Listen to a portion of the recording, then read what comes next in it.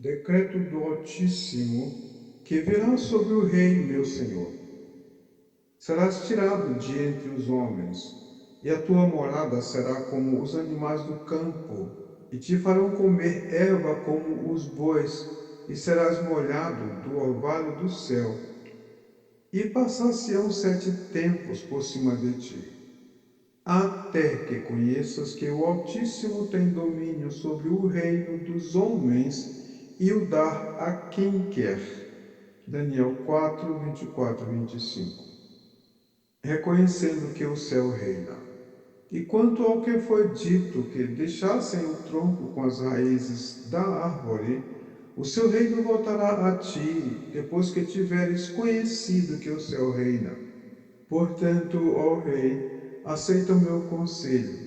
Desfaze os teus pecados pela justiça e as tuas iniquidades, usando de misericórdia com os pobres, se prolongar a tua tranquilidade. Daniel 4, 26 e 27. Todas estas coisas vieram sobre o rei Nabucodonosor. Ao cabo de 12 meses, andando a passear sobre o palácio real de Babilônia, falou o rei e disse: Não é esta a grande Babilônia que eu edifiquei para a casa real, com a força do meu poder e para a glória da minha magnificência? Ainda estava a palavra na boca do rei, quando caiu uma voz do céu. A ti se diz, ó rei Nabucodonosor, passou de ti o reino, e serás tirado dentre os homens, e a tua morada será como os animais do campo. Far-te-ão comer erva como os bois, e passar-se-ão 7 tempos sobre ti, até que conheças que o Altíssimo tem domínio sobre os reinos dos homens e os dá a quem quer. Na mesma hora se cumpriu a palavra sobre Nabucodonosor, e foi tirado dentre os homens, e comia erva com os bois, e o seu corpo foi molhado do orvalho do céu, até que lhe cresceu pelo, como as penas da águia, e as suas unhas como as das aves. Daniel 4, 28 a 33. O reinado de volta. Mas ao fim daqueles dias, eu, Nabucodonosor, levantei os meus olhos aos céus e tornou-me a ver o meu entendimento. E eu bendisse o Altíssimo, e louvei e glorifiquei ao que vive para sempre, cujo domínio é um domínio sempre eterno, e cujo reino é de geração em geração. E todos os moradores da terra são reputados em nada. E, segundo a sua vontade, ele opera o exército do céu e os moradores da terra. Não há quem possa estorvar da sua mão e lhe diga: que fazes? No mesmo tempo, me tornou a vir meu entendimento, e para a dignidade do meu reino, tornou-me a vir a minha majestade e o meu resplendor, e me buscaram os meus capitães e os meus grandes, e fui estabelecido no meu reino, e a minha glória foi aumentada. Agora, pois, eu, Nabucodonosor, louvo e exalço, e glorifico ao Rei do céu, porque todas as suas obras são verdades, e os seus caminhos juízo, e pode humilhar aos que andam na soberba. Daniel 4, 34 a 37. Modelo escatológico, profético, sacerdotal e cronológico. Considerando que Deus o tomou para si como servo, Nabucodonosor, este ficou como um marco do governo geral do mundo, como vasos feitos de várias composições e forjados de diferentes matérias. Cada metal citado simbolizava um reino temporal após Nabucodonosor, qualificado como cabeça de ouro. Na composição seguiu-se após o ouro a prata, após a prata o cobre, após o cobre o ferro, e junto com o ferro o barro. Estava diante dele um símbolo, modelo ou tipo escatológico, profético, sacerdotal e cronológico, o qual se desenvolveria no tempo até o dia da pedra lançada sem mão, no fim de tudo, lugar de se derrubar a exposição escatológica do governo a partir do barro com o ferro, como ficou predisposto. O barro, o ferro, o cobre, a prata e o ouro. E no levantar um reino que não terá fim, a pedra lançada sem mãos se tornou uma grande montanha, que é a verdadeira segurança e verdadeiro abrigo para todos sempre, e reinará eternamente na casa de Jacó, e o seu reino não terá fim. Lucas 1:33.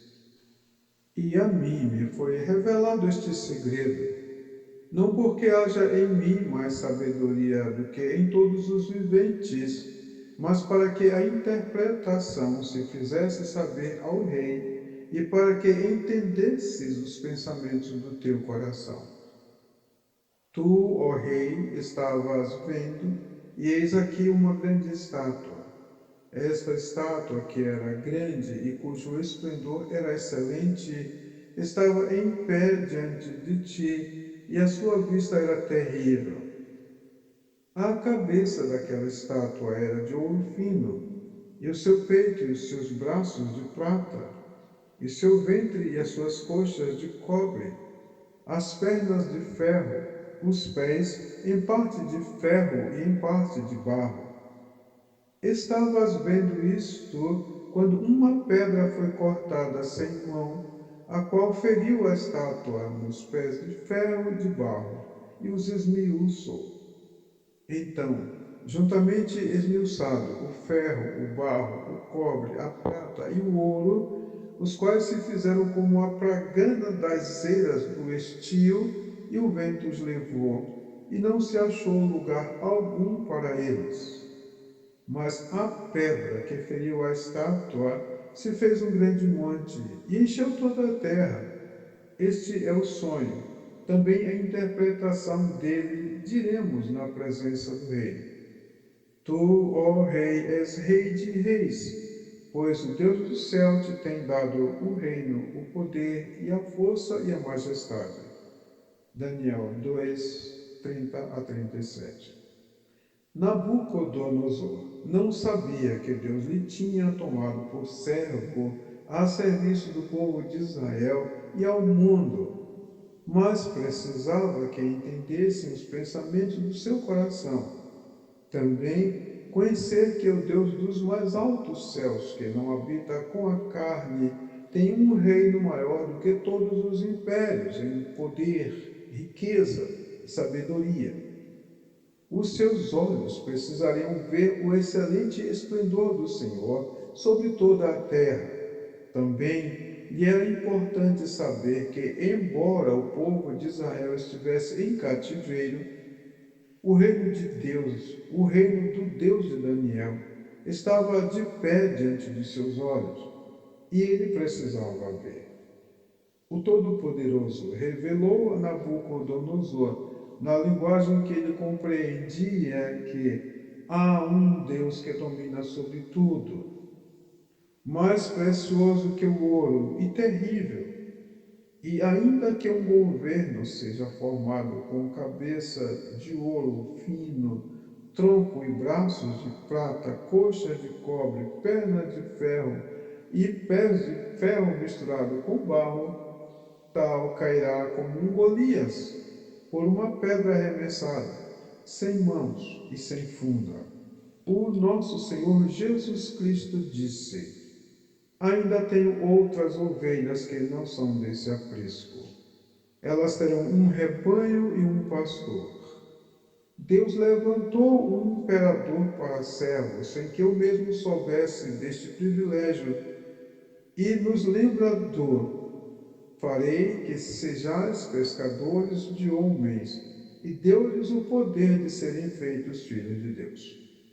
E lá estava, imperador, tendo sonhos procedentes de Deus, mesmo não o conhecendo.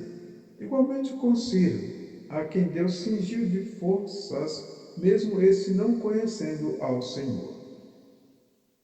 Aquele rei experimentou a turbação de espírito por querer saber a verdade, e descobriu que nem feiticeiro, nem agoureiro, nem os mágicos, nem adivinhos, magos e astrólogos detinham a verdade real do saber da divindade.